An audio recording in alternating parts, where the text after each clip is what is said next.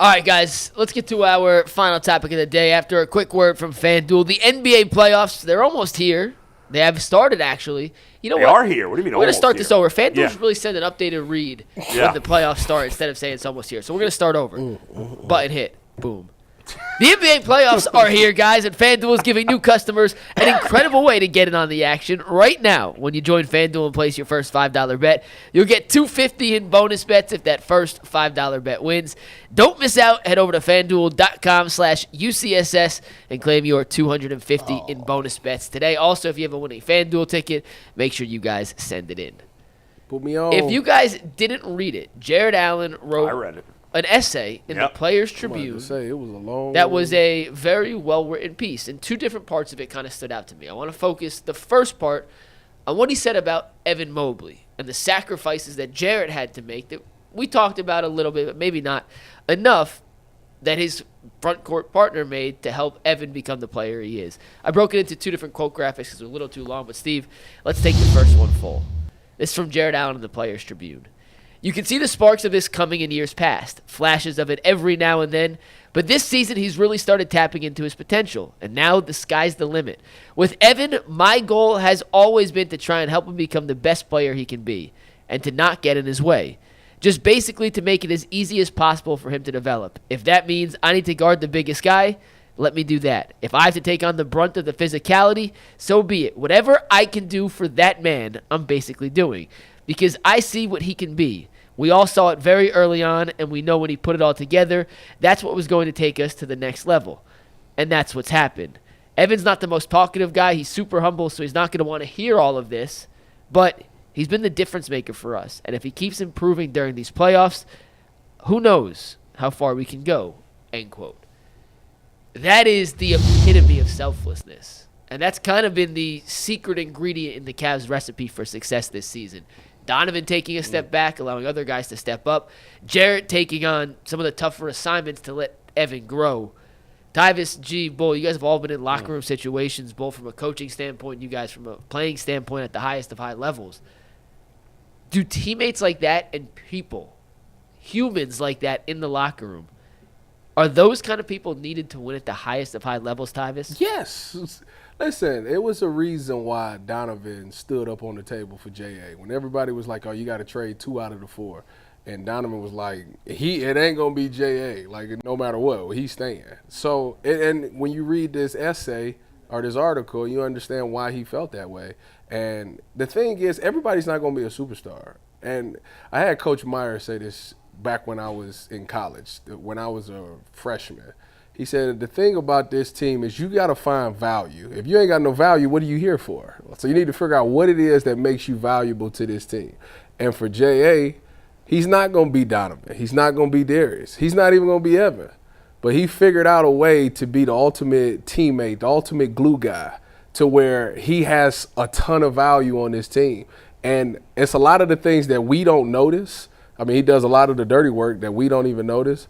But that's why this team is successful, and I think that you have to have a guy like that. I always talk about the guy. I can't never think of this man's name, but it was a defensive tackle that played for the Buffalo Bills back when I was playing. So this was like 2016, 2017.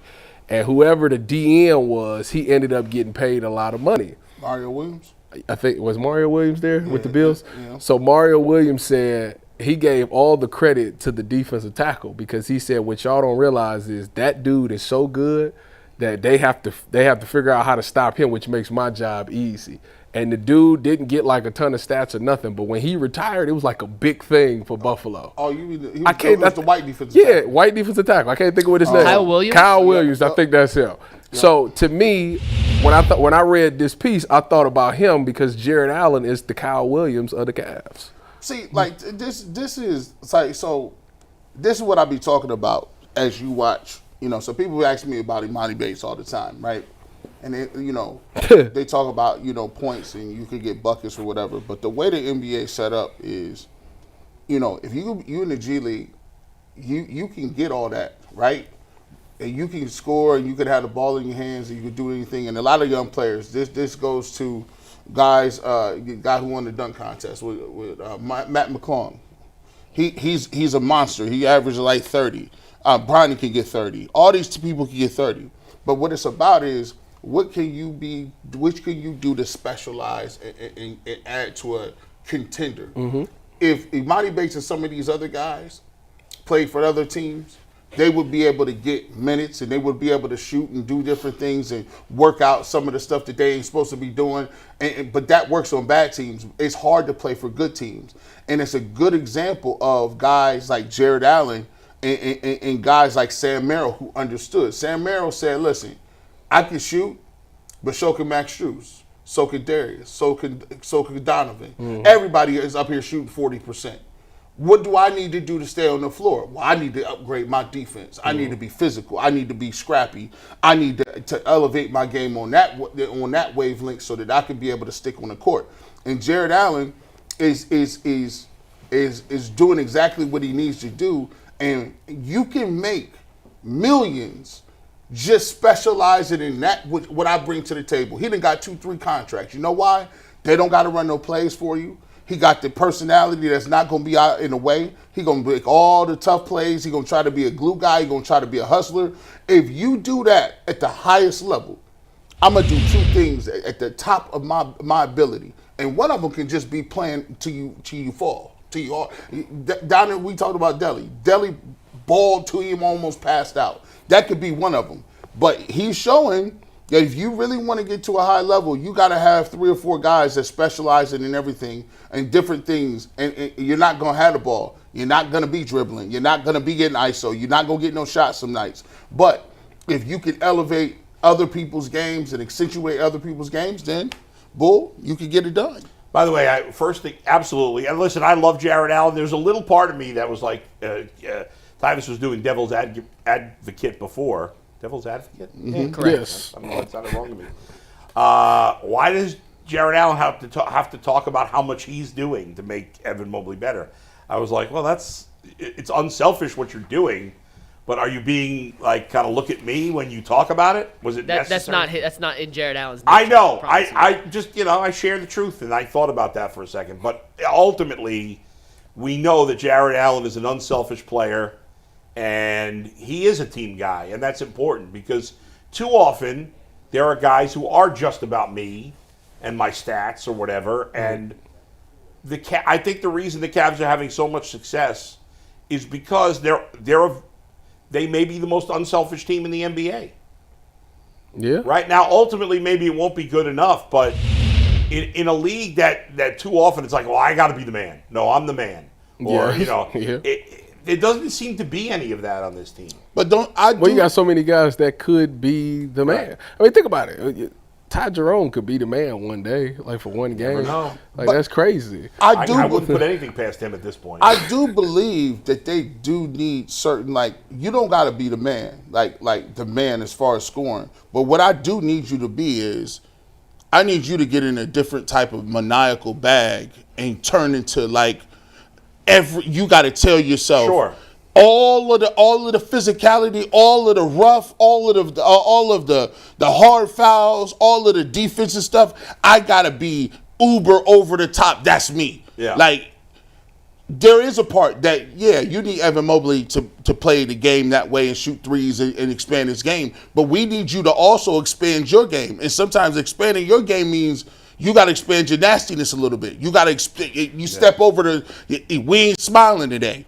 Sometimes, I led with my elbow. Yeah. I took that. I liked when Donovan shoved Duncan Robinson. Yeah, I like that. And Former they D3 they were right. As awful as the broadcast was, they were right that he could have easily been called for a technical foul. Absolutely. I mean, what's the name? And by the way, what an insult. First of all, that TNT crew, first of all, the Cavs are insulted that they're on NBA TV, which I don't blame them. That's crazy. And the TNT crew that was doing the game, that might as well have been NBA TV. How bad they were. I mean, they was doing MAC tournament basketball. Oh my God, it was MAC tournament basketball from the Jar Arena. And there were moments where it appeared that neither person had ever watched the Cavs. Ever. Really?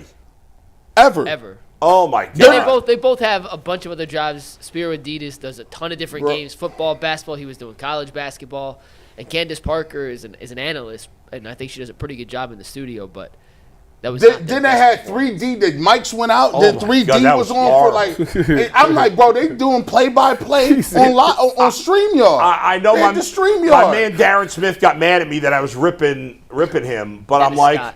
why didn't they You just ripped tell Darren? him? Well, no, not Darren. I was ripping, what's his name? Scott. That was Dennis nasty Scott. work. Dennis Scott. Why didn't they just tell him, let the game breathe and just be an analyst? Do you remember, hold on, about this. Yeah. Do you remember game 1 of the playoffs last year against Orlando? The Yeah. very first minutes of the Cavs playoff run last season. I don't know if it was TNT or TBS or whoever, but Yeah. they couldn't get the announcers' mics to go, so they just let the crowd noise. Right. For the first 2 Much minutes. better. I would so much rather broadcast crews do that when they have technical difficulties Yeah. than try to put – and I didn't think Dennis Scott did a good job. I also think it's a really tough position we put It in. was. Where they sit, by the way, sideline reporters during game action is back in the corner. Like, it's a Right. hard angle to even see the game. Why didn't they just tell him? I don't know. That was the director's fault or whatever. Yeah, I mean, 100% agree. He was they- put in an unwinnable situation. Yeah. But- One thing on Jarrett Allen real quick before I want to get And I just want to say one last thing about the broadcast. Okay. And it's like, so many people are afraid to say anything bad about Candace Parker because she's a woman. Anybody knows me, I'm a feminist, man. I'm all for women getting every opportunity. But, like, she's got no personality. I'm sorry. Here's She's the better in And studio neither when the she- Spiro Ditas. Everybody loves Spiro Ditas. I'm not a big fan. I like him. I like He's him. just such a. He's like. But you we got- need a generic broadcaster for our movie. Get a Spiro Ditas. But, you know? but you need somebody with I him. need something. He got to have. He have to have a side. Here's Yeah. the problem with. Can't have two no I was watching. personalities. I was watching UD. I was watching Udonis Haslam. No, man. Now look, when y'all get on these television programs, man, y'all say what y'all want about me. I talk the same way right now. If it was Stephen A. Smith in here or a president, I'm gonna talk this talk. I pretty much think I'm the same way, but go ahead, go on. But UD, he get up there. They get up there. We want to hear your insight, bro. Right. Talk like you talk. You ain't gotta curse every other word, but I hear y'all on podcasts. Yeah. And we watch y'all on y'all's podcast because it's unfiltered. Yes. You saying the real deal. We want you to explain it and break it down. Don't get up there and dumb your stuff down and sound like them. That's right. You got the juice. They trying to sound like you. You supposed to. I want you to break it down like, man, listen. That's why Tom Brady sucked. 'Cause Yeah, that was it. Showed no realism in his analysis. None. It was trash. Come One on. last thing on this Yeah. part of the Jarrett Allen conversation before I want to get Yeah. to another thing you said. Yeah. Being a great role player in the NBA, the hardest part is knowing and accepting your role. Because all these guys want to do more. They want the accolades. They want the attention. Jarrett Allen's been an all-star. It's very easy for a guy like Jarrett to say, I'm better than being a fourth option and a guy who sets screens and takes the bigger assignments defensively to allow Evan to do what he does best. Knowing your role, accepting it, and thriving in it, and even at times this season when Jarrett was pulled out of the closing five for DeAndre Hunter and taking that in stride and with grace, Yeah. I just don't think we've given enough attention to not just Jarrett, but other guys in No. Cleveland around the league who do that, because that is the crux You're right. of what makes good teams Yeah. really, really, really good. You know, we love it, and then we don't highlight it when it exactly. happens. So I just wanted to it's make a sure good we point. gave Yeah. Jarrett Allen Well, Jarrett, the attention and love he deserves for doing something that not every player would be willing to do. well, he's That's true. he's the perfect person because at the beginning of that article, he talks about how he didn't even care about basketball. Like growing up, it wasn't like he wanted to play video games and things like that. He just played it because his friends played it, but it wasn't something that he's seen himself into. And I say all that to say he's the perfect player to give those type of assignments to, because this ain't something that he wanted to do at the since he was a kid. He just wanted to do it because his friends was playing. And so if you get guys that's been the greatest and always been told, oh, you the greatest thing since sliced bread, then you get to the NBA and it's like, well, I want to show everybody that I'm the greatest thing since sliced bread. But if you get a guy that's like, I've been a role guy my entire life, like this is just what I do, I don't care about the spotlight, he's perfect for it. That's always been an odd expression to me. Sliced bread? Since like there's a million different things that are greatest things in sliced bread. Million. Why would we still use sliced bread? It's a great- that's your best point of the day, bro. Right? Best I mean, point of the day. who gives a crap about sliced bread? I want to get to another yo. quote here from Jarrett Allen Yeah. after a quick reminder that you can turn your Fire TV into an Xbox by grabbing any game controller, entertainment hub, you name it. If you have a Fire TV Stick 4K device, you can become a gamer and a streamer all at the same time. Just sign in or subscribe to Xbox Game Pass Ultimate with EA Play, and you can dive into hundreds of premium titles as easily as you stream your favorite shows. It's gaming made simple, and it's all on your Fire TV. Head to Amazon.com/Fire TV Locked On to get started. Xbox Game Pass Ultimate subscription and compatible controllers required. It's available on select devices, including the Fire TV Stick 4K, Fire TV Stick 4K Max, and the Fire TV Cube. The other quote from the Jarrett Allen interview, or essay, that I wanted to highlight was when Jarrett talked about getting traded to Cleveland. And I'm not sure if this hit home a little more for me because I'm not a native Clevelander, but I feel very similar to how Jarrett Allen feels. But I picked two little quotes from this part of the essay. The first one was, "Make no mistake, Cleveland's never going to be confused for New York. And I mean that in the nicest way possible. It's not big and huge and not loud in your face. It's just a really wonderful place to live or to spend some time." Steve, let's go to the next one here. Of course, it's a lot of good, well-mannered, nice folks who genuinely care for this place. And the more time you spend here, the more time that feeling seeps into you. Before you know it, you start to love this place too.